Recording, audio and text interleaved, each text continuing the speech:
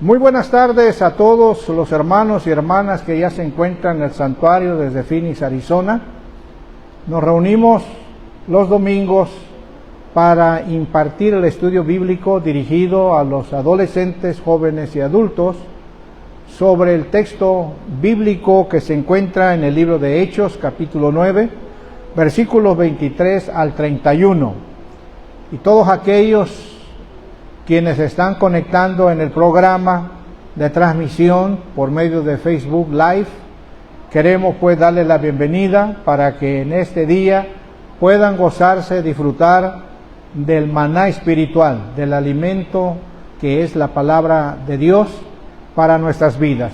Y vamos a dar un aplauso al Señor por todos los que están ya conectándose y todos los que están reunidos aquí en este lugar, en algún lugar, en otros sitios, pero con el propósito de estudiar la palabra. Vamos a darle un aplauso fuerte en el nombre del Señor.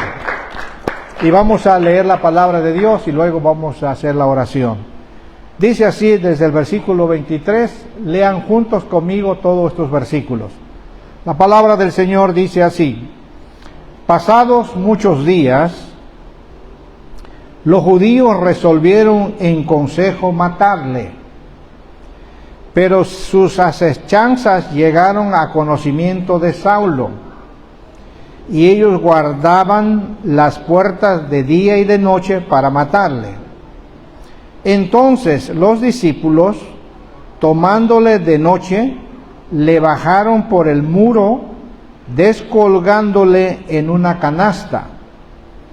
Cuando llegó a Jerusalén, trataba de juntarse con los discípulos, pero todos les tenían miedo, no creyendo que fuese un discípulo más. Entonces Bernabé, tomándole, lo trajo a los apóstoles y les contó cómo Saulo había visto en el camino al Señor, el cual le había hablado, y cómo en Damasco había hablado valerosamente en el nombre de Jesús. Y estaba con ellos en Jerusalén, y entraba y salía, y hablaba denodadamente en el nombre del Señor, y disputaba con los griegos, pero estos procuraban matarle. Cuando supieron esto los hermanos, le llevaron hasta Cesarea y le enviaron a Tarso. Entonces las iglesias tenían paz por toda Judea, Galilea y Samaria, y eran edificadas andando en el temor del Señor, y se acrecentaban fortalecidas por el Espíritu Santo. Vamos a orar al Señor por darle gracias por lo que ya estamos aquí, y orar por los que vienen en camino para que el Señor los guarde, que no tengan ningún incidente o accidente en el camino. Y por aquellos quienes por alguna razón quizás están delicados de salud, pues vamos a orar con ellos. Así que vamos a levantar nuestras manos y vamos a pedir al Señor su intervención. Señor Dios Todopoderoso, en esta hora venimos delante de tu presencia, que podemos sentirlo, experimentarlo, pensarlo, que tu palabra confirma que donde están dos o tres congregados en el nombre del Señor, ahí está Dios, ahí está Jesús y está el Espíritu Santo. Gracias les damos, Señor, por permitirnos llegar a tiempo para comenzar nuestro servicio, nuestro culto. Te pedimos por aquellos que vienen en camino para que los guardes y los libres de todo peligro, de todo accidente. Aquellos, Señor, por alguna razón están delicados de salud, pedimos que tu mano divina, poderosa, intervenga en sus vidas. Señor, por los demás, Solamente tú sabes y conoces sus situaciones. Te pedimos pues, mientras explicamos tu palabra, tu Espíritu Santo nos esté ministrando. Bendice a los niños presentes, Señor, que hoy celebramos el día de consagración para todos los niños y niñas que van a regresar a sus escuelas en este ciclo escolar. En el nombre de Jesús te damos gracias y todos decimos amén. Pueden sentarse y pueden los niños estar en su lugar, quietecitos, todos los niños quietecitos, que nadie esté corriendo, para que todos podamos experimentar pues la bendición de Dios. Volvamos al texto bíblico. Sigue tratando el relato bíblico de un personaje en diferentes etapas de su vida. Sigue tratando de situaciones que tienen que ver con persecución, tiene que ver con temor, miedo. Sigue tratando este pasaje de situaciones que prevalecen dentro del ambiente religioso judío. Hay celo porque ahora se han dado cuenta que Jesús, que predicó, enseñó e hizo milagros, el que murió en la cruz del Calvario y el que estuvo sepultado por 3 días y al tercer día resucitó, ahora los judíos de la ley, de la tradición de la ley de Moisés, tienen celo, como que han notado que la religión mosaica de Moisés, la religión que ellos practicaban, ahora se encuentra dividida. ¿Qué causó esa división, esa separación? Los pasajes bíblicos van a ir explicándolo. Así que ese es el ambiente de lo que se trata en este capítulo 9, versículo 23 al 31. Un ambiente, ahora se voltea la historia. Antes, unos días, unas semanas, antes, el Saulo era el terrible y temible perseguidor de la iglesia compuesta por judíos convertidos al Señor. Esa era la situación. Pero ahora Saulo, hasta su nombre le fue cambiado. Ahora ya no se llama Saulo, sino ahora se llama Pablo. ¿Cuál es la diferencia entre el nombre de Saulo y el nombre de Pablo? Aquí está la respuesta. Saulo se refiere a aquel hombre religioso apegado a la ley del judaísmo, ¿sí? Entonces, ese era Saulo. El nombre original en el hebreo así se llamaba. Así que, pero una vez que tuvo la experiencia del encuentro con el Cristo resucitado, camino de Damasco, ahora su nombre es cambiado, ¿sí? De perseguidor a predicador. Ahí se le fue cambiado su nombre. Entonces, Pablo es un predicador. Eso es lo que más o menos indica o implica ese nuevo nombre, Pablo. La razón que respalda esto es porque la misión que él ha sido encomendado es predicar y enseñar el Evangelio al mundo gentil. Y en el mundo gentil, que se refiere a toda la gente que no era de la sangre judía, mundo gentil, era gente que no tenía la sangre judía, está claro. entonces ellos hablaban o entendían más el latín que el hebreo. Así que esas son las dos razones por las cuales el nombre de Saulo se cambió por Pablo, porque ahora ya no es el asesino, el perseguidor de los cristianos, sino ahora el predicador, el misionero, el que lleva buenas nuevas de salvación al mundo gentil. ¿Quiénes son los gentiles? Todos aquellos que no tienen la sangre judía. Entonces, por eso se le cambió Saulo a Pablo. Además, que el mundo gentil estaba bajo el gobierno romano. Y el gobierno romano en esa época lo que hablaban era el latín. Así que Pablo es un nombre latino, ¿sí? Y Saulo es un nombre hebreo. Ahora, ¿qué pasa? ¿Qué sucede? ¿O qué sucedió? Aquí están las cosas, ¿verdad? No se borra de la noche a la mañana el pasado que uno vivió, porque uno vivió una vida lleno de tradiciones, lleno de costumbres, lleno de prácticas, lleno de creencias, lleno de vicios, todo eso.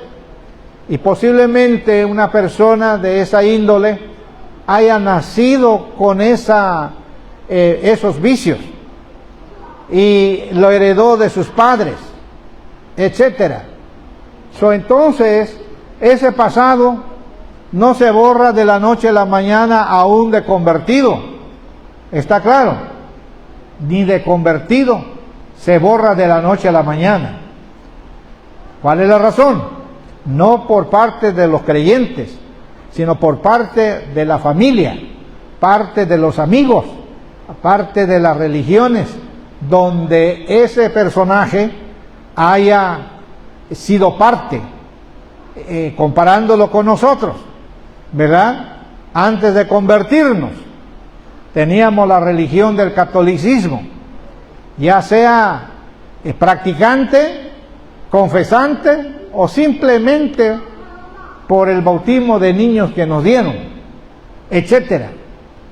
Pero la gente, nuestros familiares, el círculo de sus amigos, nos conocieron y no pueden creer que ahora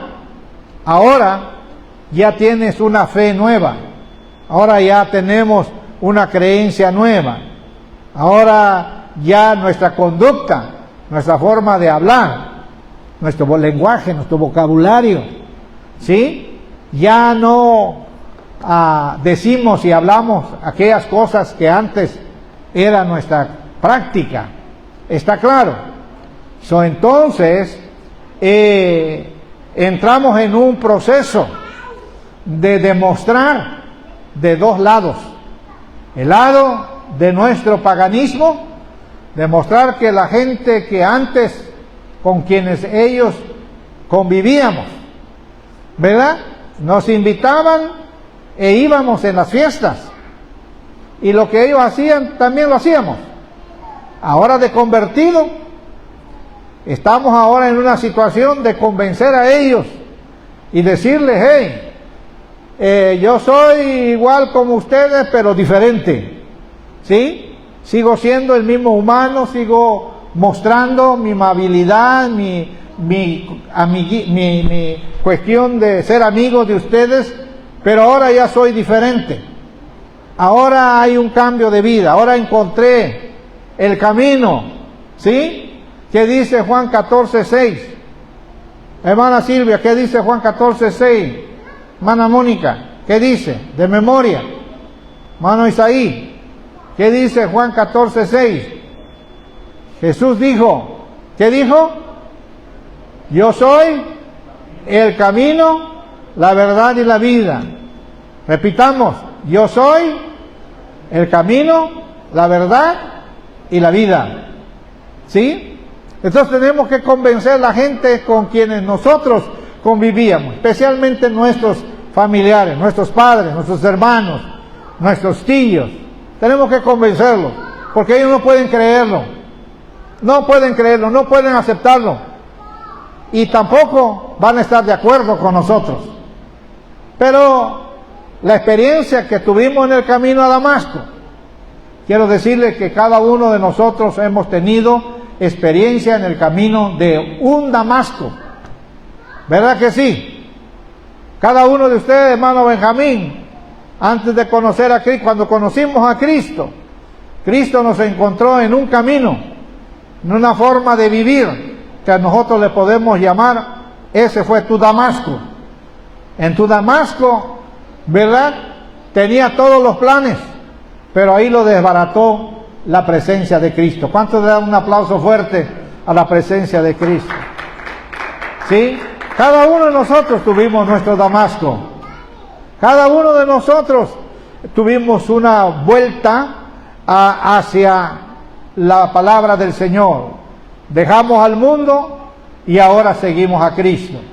Tenemos ahora un compromiso doble de convencer al mundo que nosotros vivimos por muchos años, convencerlo, ¿verdad? Que no somos extraterrestres, seguimos siendo los humanos y posiblemente con nuestra amistad con ellos, pero diferente. Ahora ya no vamos a hacer lo que antes hacíamos. ¿Por qué razones?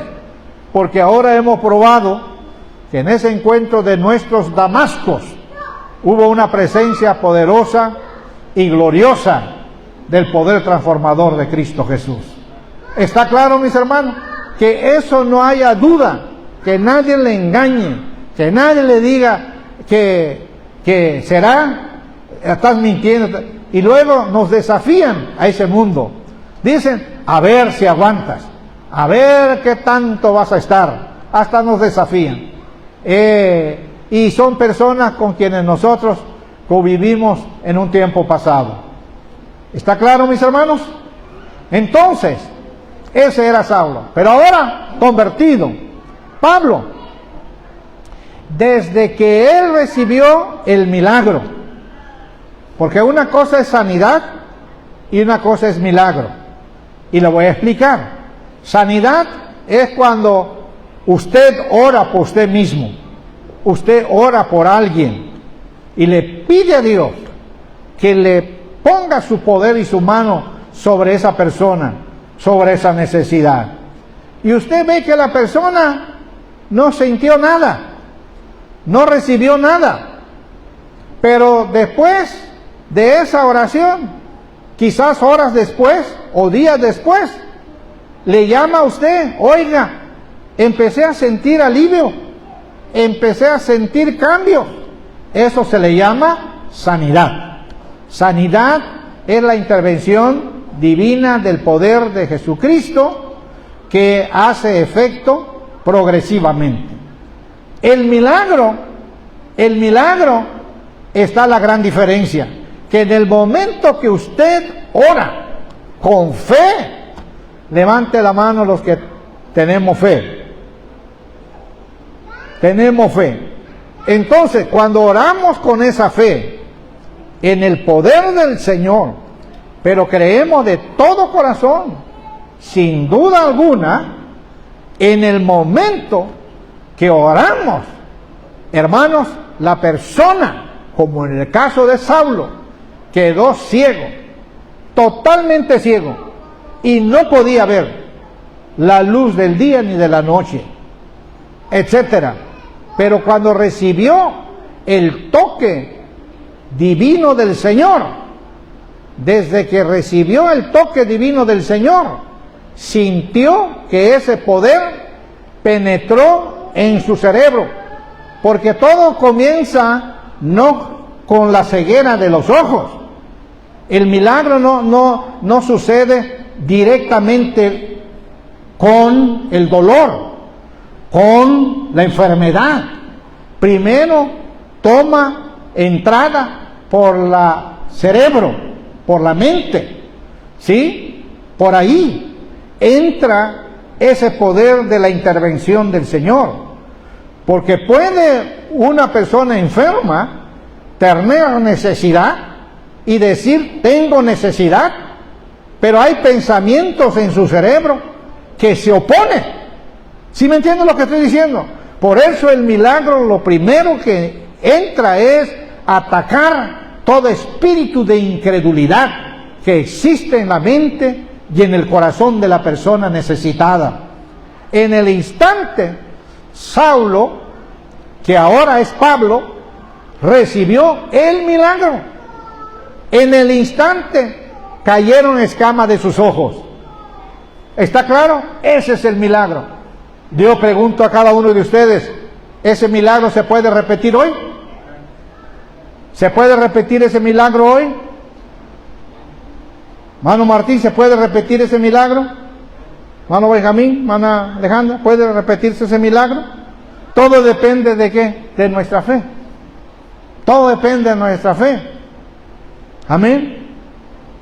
Todo depende de nuestra fe. Pero la fe necesita ser alimentada. ¿Sí? Una vez que usted creyó en el Señor, esa fe no es suficiente para decir cualquier rato y cualquier momento yo voy a orar porque tengo esa fe y va a suceder. No, la fe necesita comida. La fe necesita el alimento. ¿Cuál es el alimento de la fe, hermano Martín? La oración. ¿Cuál es el alimento de la fe? La oración. La oración, hermano. Digan conmigo, el alimento de la fe es la oración. Sin oración, la fe está en un mismo nivel. ¿Sí? Y es posible que se estanque si uno descuida la oración. Si uno descuida de la palabra de Dios. O sea, la palabra de Dios es el siguiente alimento para nuestra fe. O es el primer alimento de nuestra fe. La oración, respaldado por el ayuno, asistiendo en reuniones de cultos familiares, en reuniones de cultos en el templo, en el santuario. ¿Sí? La fe necesita ese alimento. De manera que un milagro de parte de Dios. Y termino con esto. Sucedió algo más. Pablo conocía teológicamente la doctrina de Dios, Elohim, Yahweh. Conocía la doctrina de Jesús, aunque no tuvo él la oportunidad de físicamente conocerlo. Algunos dicen que sí, etcétera. Conocía la doctrina del Espíritu Santo, porque era un doctor, un maestro de la ley. ¿Sí? Pero nunca había tenido una experiencia personal. Una cosa es tener la teoría aquí, otra cosa es tenerlo en el corazón. ¿Está claro, hermano? Una cosa es tener el conocimiento aquí y otra cosa es tenerlo en la experiencia personal. Y por primera vez, Saulo recibió el poder del Espíritu Santo. En el momento cuando otro mensajero de Dios llamado Ananías puso la mano sobre él y fue lleno del Espíritu Santo. Digan conmigo, y fue lleno del Espíritu Santo. Otra vez, fue lleno del Espíritu Santo. Eso, fue lleno del Espíritu Santo. Nunca, hermano, nunca se conforme usted que lo que ya tiene, lo que ya recibió, ya es suficiente. Nada es suficiente. Nada es suficiente. Como dice aquel corito antiguo que se cantaba hace muchos años, yo quiero más y más de Cristo. Yo quiero más y más de su poder. Yo quiero más de su presencia. Así que, mis hermanos, quiera Dios y la conciencia de cada uno de nosotros que ser lleno del Espíritu Santo no quiere decir tampoco, como la fe, que no necesita más conocimiento. El ser lleno del Espíritu Santo nos impulsa a conocer más de Dios. Nos impulsa a buscar más de Dios. ¿Sí? El problema de los humanos, de los cristianos, es que tenemos nuestra naturaleza humana, que siempre es una tentación. La naturaleza humana siempre es una tentación de sacarnos del camino del Señor, ¿sí o no? De hacernos olvidar del conocimiento de Dios. Esa es la tendencia diaria.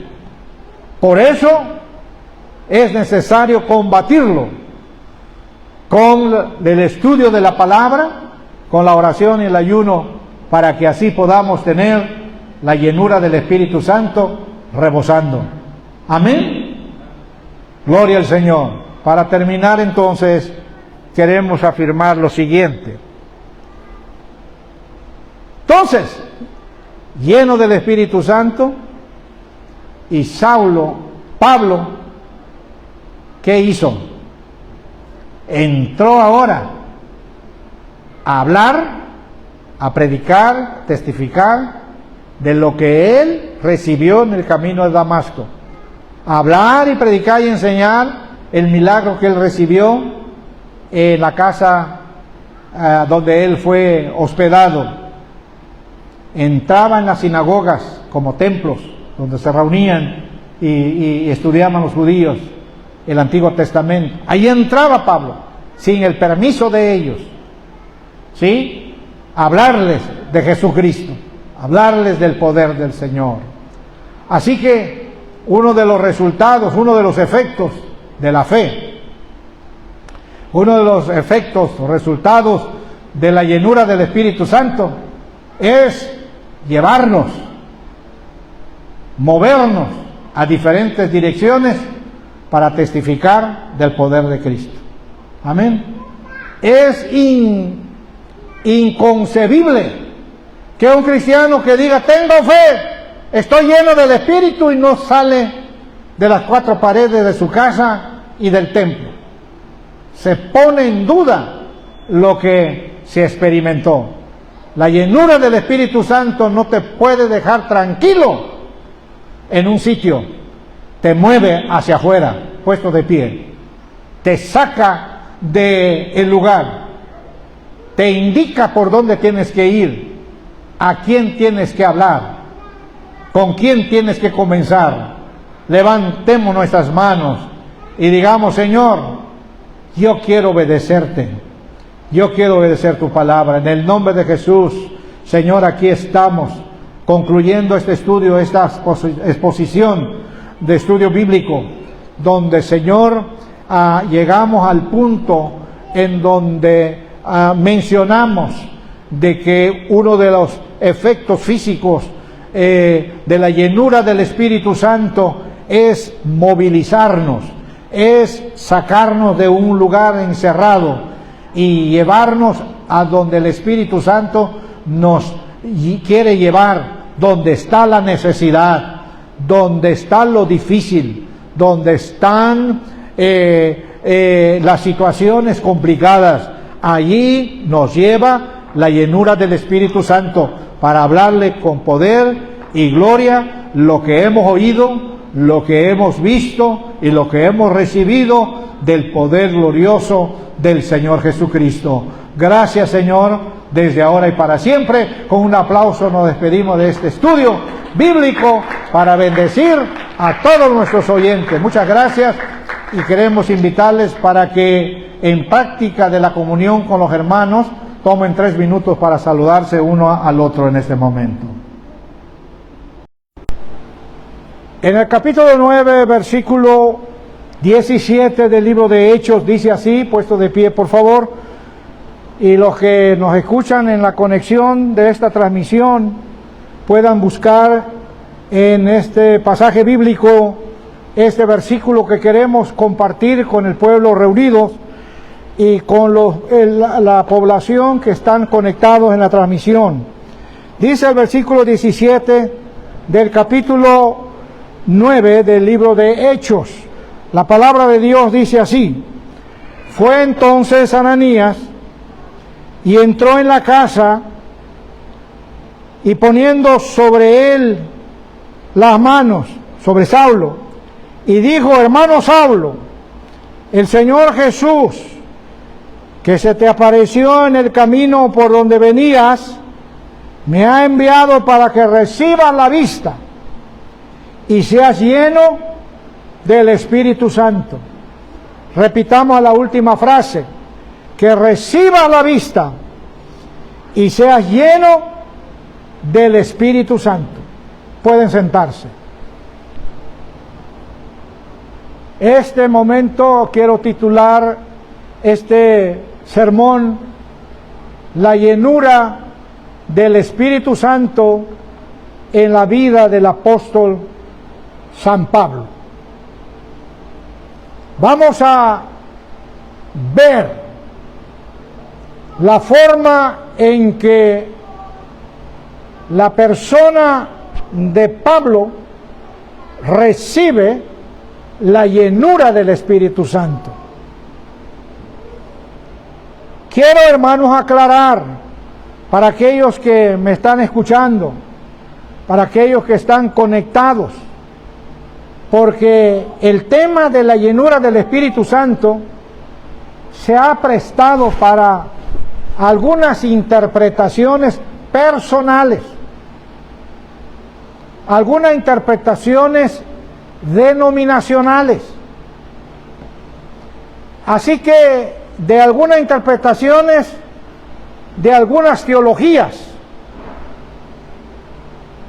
Y yo quiero aclararles, conforme a las Escrituras, en la vida de San Pablo, lo que significó la llenura del Espíritu Santo. ¿Cuándo acontece? ¿Cuándo sucede la llenura del Espíritu Santo? ¿Hay reglas? ¿Hay normas? No traigamos aquí las normas que aprendimos en nuestras congregaciones, porque de una congregación a otra hay maneras diferentes, inclusive de interpretar la Biblia. Por favor, les pido a todos los que me escuchan, no me traigan lo que ustedes aprendieron en sus congregaciones. En primer lugar, porque la verdadera congregación está en las Sagradas Escrituras. Digan conmigo: la verdadera congregación está en las Sagradas Escrituras. No escuché. Repito: la verdadera congregación está en las Sagradas Escrituras. No está en una denominación, no está en un grupo de iglesia local, no está en lo que algunas teologías han interpretado, mucho menos en opiniones personales. Yo quiero invitar a ustedes para que todos entremos en las Sagradas Escrituras. ¿Cuántos trajeron sus Sagradas Escrituras? Ábranla, por favor. Abran esa Sagrada Escritura. Ábranla. Ábranla. Ábranla. ¿Ok? Ábrala. Y si no, en su smartphone, si tienes allí instalado una versión de la Biblia, ábralo. Porque la verdadera congregación está en las Sagradas Escrituras, no en templos, no en sinagogas, está en las Sagradas Escrituras. La razón por qué mucha gente vive decepcionado y frustrado es porque sabe mucho sobre la llenura del Espíritu Santo, pero fuera de las Sagradas Escrituras. Han aprendido de un credo, de un templo, de una institución, etcétera, menos de las Sagradas Escrituras. Y cuando escuchan y los que siempre les gusta el turismo, ¿verdad? Porque hay muchos cristianos turistas hoy que navegan y vuelan dentro de ese océano del Facebook. ¿Sí o no? No pagas ticket. Desde tu casa te subes en ese avión y casi nadie te va a parar. Porque da comezón de ver cómo predican, cómo enseñan, cómo alaban, cómo cantan aquellos. ¿Y cómo sabes de que eso es original? Yo acepto que de todo tiene algo de bueno, pero no todo es original, no todo es puro. Lo puro y lo original está en la congregación, que está ¿en qué? Las Sagradas Escrituras. Digan conmigo, hermanos, Sagrada Escritura. Cuando usted pronuncia Sagrada Escritura, el diablo tiembla. Los demonios se sacuden, se van, porque no aguantan, no resisten que alguien esté leyendo, esté estudiando y está diciendo que la verdadera congregación está en las Sagradas Escrituras. Así que, hermano, pronuncia, no te quede mudo, no se encierren, háblenlo, confiésenlo, porque de ahí va a entrar el entendimiento de lo que es verdaderamente la llenura del Espíritu Santo. No estoy hablando de Pedro, no estoy hablando del día de Pentecostés, no, yo me estoy concentrando en la llenura del Espíritu Santo en la vida del apóstol San Pablo. Para ello tenemos que tomar en cuenta de que cuando una persona no se convierte, cuando una persona no está entregada a Cristo, convertirse, entregarse a Cristo, es dejar los rudimentos del mundo. ¿Qué significa rudimento del mundo? Toda práctica pagana, toda práctica religiosa, toda idolatría, toda vida llena de vicio, toda vida que todavía hay secuelas, no del COVID, secuelas de ese mundo maligno que todavía quiere que el cristiano convertido todavía, ¿verdad? Tratan de repetir y de decir cosas que ya no debe de decirse en la vida de un convertido. En la vida de un convertido, de una convertida, de uno que es entregado y entregada a Cristo. El mismo Pablo, en otra de sus epístolas o cartas, dice: antes éramos malhechores, ladrones, mentirosos, mal hablados, gritones, iras, antes, mas ahora ya somos convertidos, estamos entregados a Cristo. ¿Cuánto dan un aplauso fuerte a Cristo? Y Pablo mismo lo dice en una forma más enfática y dice: ni se mencione eso en la iglesia del Señor Jesucristo. Ni se mencione. Tenemos que tener cuidado, hermanos. Tenemos que ser vigilantes. Tenemos que hablar en serio y vivir en serio. Que si somos convertidos, si nos entregamos a Cristo, ahora, ¿a quién pertenecemos? ¿Al mundo del pasado con sus vicios, o le pertenecemos a Cristo. Los que pertenecemos a Cristo, su luz brilla en medio de las tinieblas. El convertido y la convertida ya no encaja dentro de un ambiente pagano, ya no encaja. ¿Por qué? Porque tú sabes de que allí fue tu mundo y ahora le perteneces a Cristo. Así que, mis hermanos, Pablo entendió y reconoció que ahora de convertido, ahora de entregado a Cristo, ahora él se prepara para algo grande y maravilloso. Se prepara para algo sobrenatural. El que tiene la experiencia de la llenura del Espíritu Santo vigila que su vida esté limpia. Vigila que su vida no se contamine. Vigila que su vida esté santificada.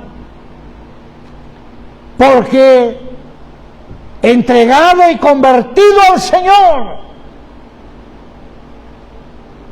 ahora caminamos en novedad de vida.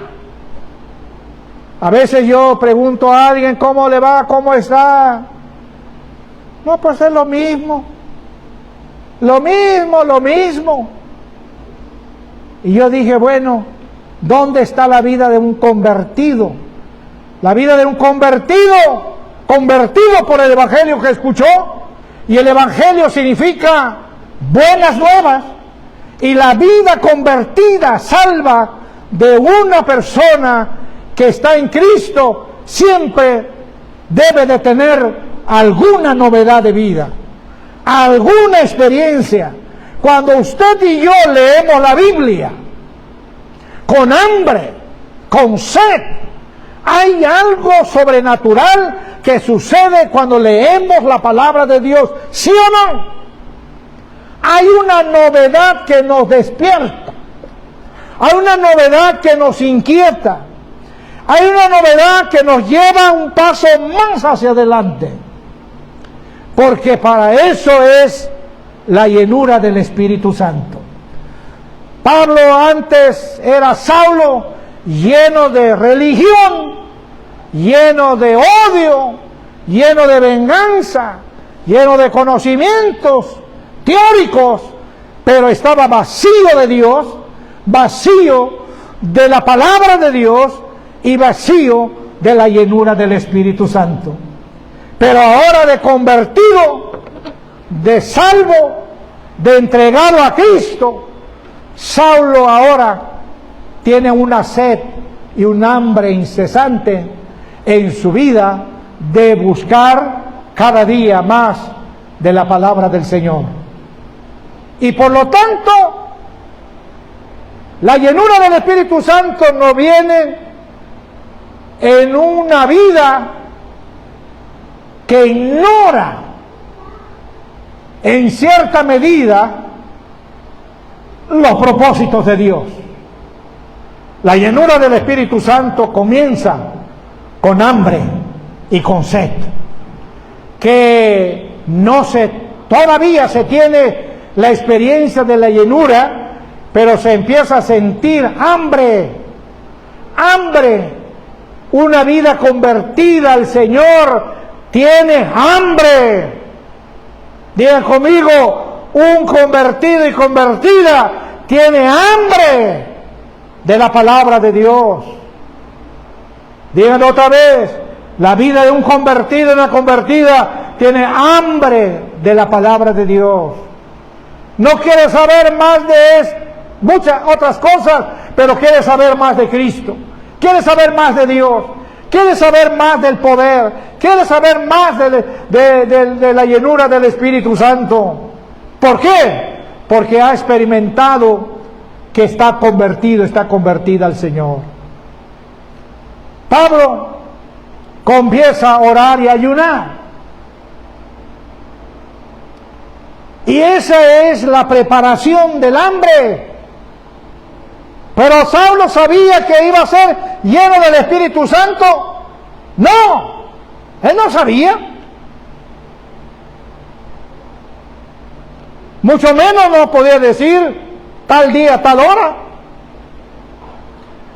¿Sabía Saulo que un mensajero iba a llegar para orar por él? No.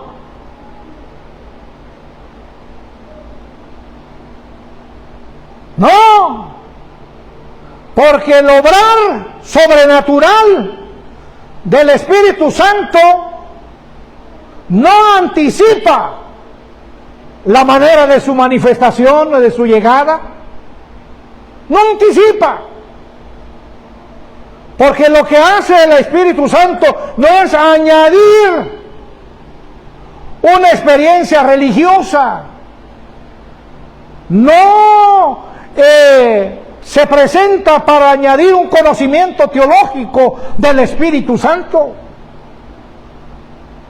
El Espíritu Santo llega y entra en la hora que Él determina llegar y producir una experiencia en la vida de una persona que tiene hambre y sed de Dios. El que no tiene hambre y sed de Dios, olvídese que llegue en su vida la llenura del Espíritu Santo. Olvídese. Porque el Espíritu Santo entra, llega donde hay hambre. Digan conmigo, el Espíritu Santo llega, entra donde hay hambre. Que no sepas qué es, que no entiendas cómo es, no te preocupes. Él te lo va a revelar después. Pero con que tenga hambre, con que tenga sed de la palabra de Dios, es el preparativo donde el Espíritu Santo de repente decide detenerte en tu cuarto, detenerte en tu camino, detenerte en tu pensamiento y llenarte de ese poder glorioso y sobrenatural para la gloria del Señor. ¿Cuánto le dan un aplauso fuerte a ese poder del Espíritu Santo? Posiblemente a usted y su iglesia que antes pertenecía le enseñaron de otra manera. ¿Sí? Miren, hermano, la verdadera congregación está en las Sagradas Escrituras. Yo en ese punto yo soy fanático. Yo creo que la congregación verdadera y pura está en las Sagradas Escrituras. ¿Cuántos dicen amén? David decía, ¿por qué te abates, oh alma mía? ¿Por qué te turbas dentro de mí? Espera a tu Dios, que aún tengo que alabarle. Mi alma tiene sed, dice el salmista. Sed de Dios, hambre de Dios. Jesús le dijo a Satanás en el desierto, después de haber ayunado 40 días, no solo de pan vive el hombre, sino de toda palabra que sale de la boca de Dios. ¿Cuántos aplaudan el nombre del Señor? ¿No les ha pasado alguna vez que no sienten ganas ni de venir a la iglesia? ¿No te ha pasado alguna vez que no sientes ganas de leer la palabra de Dios? Seamos honestos, seamos sinceros. ¿No han tenido experiencia de que a veces ni orar? Son las experiencias normales de todo ser humano cristiano, porque no tenemos alas de ángeles, de pensar solamente puro espiritual. No estamos en el cielo, estamos en la tierra. Y en la tierra hay calor, hay lumbre de problemas, de situaciones que a veces nos aprietan, nos sacuden y se nos pasa por alto. Pero en medio de toda esa lucha, mis hermanos, cuando lo sientas, no te dan ganas. Debes de saber que detrás de esa lucha, el Espíritu Santo está presente en tu vida. El Espíritu Santo está luchando y está combatiendo contra esas fuerzas que te combaten en la mente, o en mi mente, en mi corazón y en mi cuerpo. Debes de saber eso. Pero no basta que alguien, que es el Espíritu Santo que está combatiendo contra esas fuerzas que nos están atacando, no basta. Tú y yo necesitamos provocar hambre de Dios. Tú y yo tenemos que provocar sed de Dios. ¿Amén o no amén? Lo tienes que provocar. Aunque no sientas, aunque no quieras, aunque sientes que no puedes, provócalo. Porque de esa manera usted va a lograr desbaratar los ataques del enemigo contra tu vida, sea por medio de una enfermedad, de un conflicto mental, económico, social, de cualquier cosa que sea. Provóquelo, el hambre y la sed de Dios. No es fácil, mis hermanos, no es automático ser lleno del Espíritu Santo. No es automático. Se necesita hambre de la palabra de Dios. Se necesita sed de Dios. Y cuando usted empieza ahora a entrar en eso, en esa lucha, en esa guerra, el Espíritu Santo entonces desde afuera está atacando todas las fuerzas que se levantan contra tu vida, y desde tu vida con hambre y sed de Dios, entonces lo que hacen es desbaratar toda fuerza que se opone a tu vida, y ahí es donde entra la intervención de la llenura del Espíritu Santo. Termino diciendo, ¿cuáles eran las fuerzas en las cuales combatían la vida de Saulo? Ciego, estaba ciego. ¿Y cómo lo combatió Pablo eso? ¿Cómo combatió esa ceguera? Lo combatió con oración y ayuno. Y cuando él hizo eso, al tercer día entró el mensajero de Dios y le puso su mano sobre él y le dice: hermano Saulo, Dios me mandó para poner mis manos sobre ti. Hasta ahí nada más. Y en el momento cuando puso la mano sobre Saulo, escamas cayeron de sus ojos y fue lleno del Espíritu Santo. Por lo tanto, mis hermanos, la vida cristiana en cuanto a la llenura del Espíritu Santo es provocar el hambre y la sed de Dios. Yo quiero más de Cristo. Yo quiero más de Dios. Metámonos más en oración y en estudio de la palabra. Y usted de repente va a recibir el mensajero que es el Espíritu Santo que te llene. Tal vez algunos de ustedes fueron llenos hace años, pero que ahora Ya no se nota. ¿Qué se necesita, hermano Martín?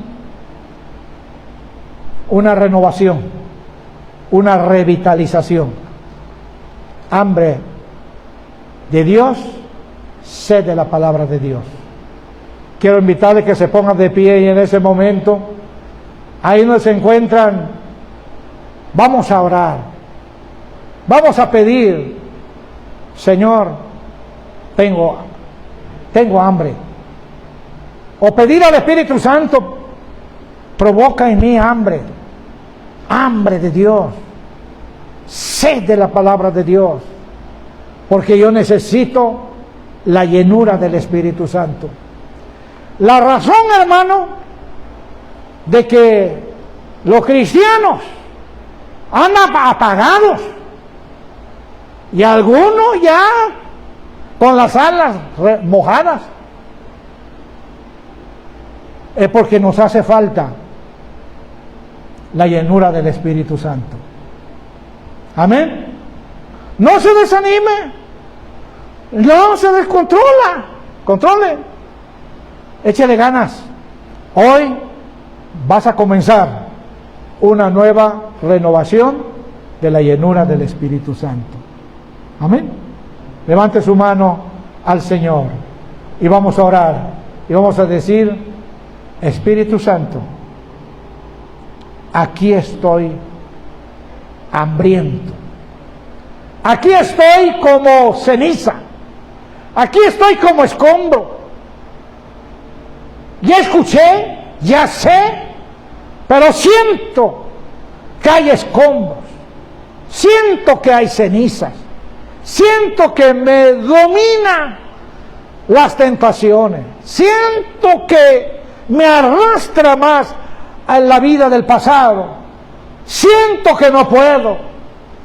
Si usted y yo somos sinceros de lo que sentimos, no importa, mi hermano, seamos sinceros y honestos, digamos lo que necesitamos, digamos lo que nos pasa y pidámosle: Espíritu Santo, te necesito hoy, te necesito hoy, te necesito hoy, que me llenes, que me renueves, que me dé fuerza, que me levantes para pelear esta guerra de enemigos que se levantan contra mí.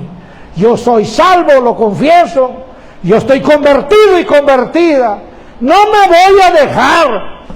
Espíritu Santo, lléname otra vez, renuévame otra vez, para que yo pueda vencer a los enemigos que se levantan contra mí, ya sea de enfermedades, ya sea de problemas, de cualquier cosa.